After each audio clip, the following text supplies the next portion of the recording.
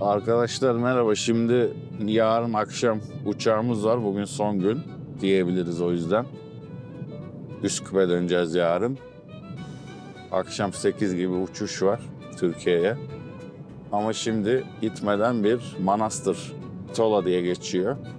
Diğer adıyla o şehre gidip Atatürk'ün okuduğu liseyi ziyaret edeceğiz. Manastır Askeri İdadisi'ni ziyaret edeceğiz. O şehri de gezmiş olacağız. Fena değilmiş şehir, hafif büyük. Çok büyük olmasa da orayı göreceğiz. Daha sonra da döneceğiz. Yol güzel. 1 saat 20 dakika falan sürüyor Ohrid'e. Ohrid'den manastır. Böyle içeriden gidiyorsunuz ve köylerden geçiyorsunuz. Bayağı bir köy var, şey var. Bu arada kızlar geleneksel kıyafet giyip biraz evvel kamera hazır olsaydı size gösterebilirdik. Yolda duruyorlar, bekliyorlar birkaç kız. Dün de bu dikkatimizi çekti. Para topluyorlar gelenlerden. Ben dedim bende yok kusura bakma böyle el işareti yaptım. Yani değişik bir adetleri var. Yolda böyle giderken önünüzde böyle geleneksel kıyafetli kızlar çıkıyor. Bütün arabalarda yavaşlıyor. Gerçekten de para veriyorlar onlara, o kızlara. Bahşiş gibi. Herhalde bu bir gelenek. Yani ilk defa burada gördüm. Hadi bizde düğün konvoylarında çocuklar koşar falan. Ama burada biraz daha farklı, yani kıyafetler falan giymişler. Tamamdır. Sonra görüşürüz oraya varınca.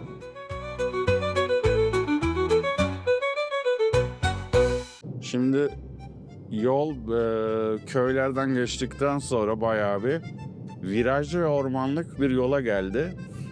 Ve dağların arasından geçiyoruz. Hafif de yükseliyoruz herhalde. Bayağı ormanların içinde gidiyoruz ve çok güzel bir hissiyatı var bu yolun. Virajlı olduğu için yavaş gidin. Hız yapmayın böyle yollarda. Çünkü bunun şakası yok. Yurt dışındasınız bir de. Aman aman dikkat edin diyelim. Gerçekten tamamen orman çevremiz. Ve çok güzel. Yani burada güzel oksijen de alabilirsiniz camları açıp. Bitolo yani manastıra geldik. 1,5 saat civarı mı sürdü yolumuz? Böyle bir şey sürdü. Güzel, ufak, keyifli bir şehir. Şu an 1,5 kilometre sonra Atatürk'ün Lisesi'ne ulaşacağız. Güzel bir hava var bugün, güneşli. Yol da keyifliydi. Genelde tek şeritti. Genelde bazen çifte çıkıyordu. Dağlık ve virajlıydı ama keyifli bir yol. Fazla trafik yok, rahat geliyorsunuz, yavaş gelin. Şimdi biz okula gidince tekrar kameramızı açarız. Görüşmek üzere. Biraz da şehri gösterelim size.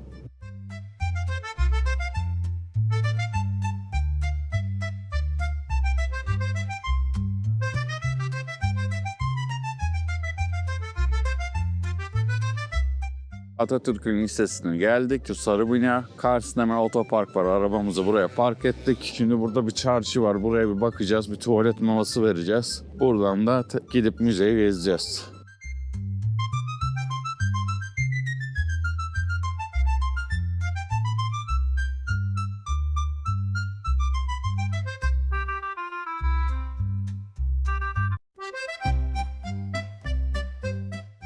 Evet, burada oturup bir tuvalet molası vereceğiz.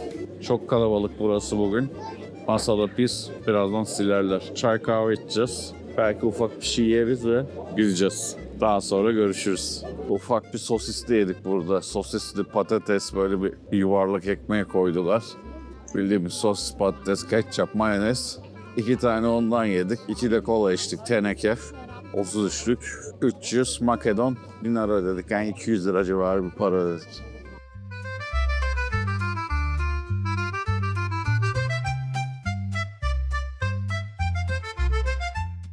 Şu an biz müzeye gidiyoruz. Manastır Askeri İdadisi'ne. Günümüzde Bitolo Müzesi olarak geçiyor ismi. Pazar günü de açık dendi bize. Kapısı açık. Herhalde giriş yandan mı? Bakalım. Manastır Milli Enstitü ve Müzesi'nin giriş cephesiyle taş duvar ve demir korkulukların onarımı için TC Manastır Fahri Konsolosu Sayın Aydoğan Adamowski maddi destek sağlamıştır. Manastır Müzesi çalışanları bu tarihi yapının korunması için yaptığı katkılardan dolayı kendisini şükranla anmaktadır. 10 Kasım 2008 Atatürk'ün ölüm yıl dönümünde. Desk, yardım masası 4'e kadar, müze 8'e kadar açık.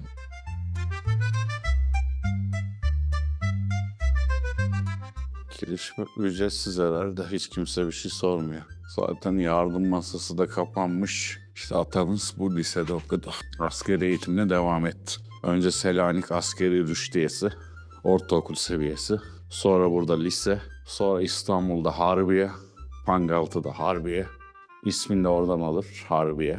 Orada yüksek. Daha sonra da Harp Akademilerinde okudu. Kurmay oldu.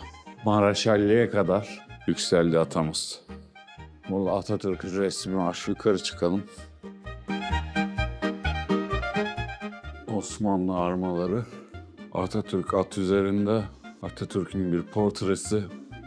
Atatürk'ün büstü. Yurtta sulh, cihanda sulh. Yurtta barış, dünyada barış. Burada bir heykeli var gençliğinden. Orada Atatürk'ün arkadaşlarıyla pozu var. Subaylarla. Burada başka bir cephede çekilen fotoğrafı. Yurtta barış, dünyada barış. Çanakkale'den meşhur pozu. Çanakkale'den savaş sırasında pozu. Herhalde Kurtuluş Savaşı. Cumhurbaşkanlığı döneminden bir fotoğrafı. Burada annesi ve babasıyla görüyoruz. Ali Rıza Efendi. Annesi Zübeyde Hanım, kardeşi Makbule Atadan, Zübeyde Hanım. Atatürk'ün gençliği, bir fotoğraf ilk liseden herhalde bu. Gençlik fotoğrafları, burada bıyıkları, bilgi çekici. Burada da Atatürk'ün bir resmi var, kalpaklı. Burada Atatürk'ün büstü var, Türk bayrağı, Makedon bayrağı bir arada. Kuzey Makedonya bayrağı. Atatürk burada. Milli mücadele zamanları. Burada bir Atatürk belgeseli yayınlanıyor. Yine Osmanlı armaları. Burada Amerikan Büyükelçisiyle herhalde bu resim. Bunun videosu vardı. Burada Sabiha Gökçen'le olması lazım Atatürk. Manevi kızı ve ilk Türk kadın pilot. Burada gene Türk adımlarıyla Atatürk'ü görüyoruz.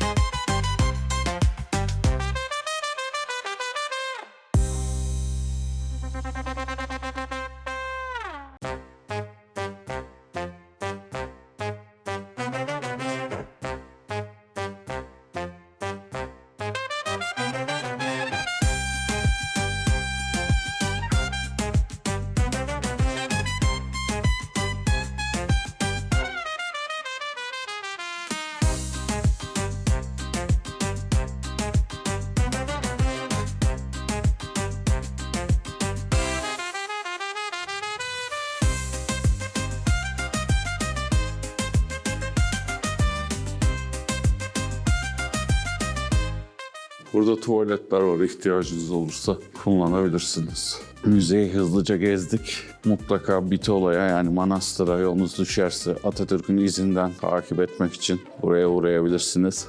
Bu şehirde başka ilginç bir şey varsa onları da size göstereceğiz. Görüşmek üzere.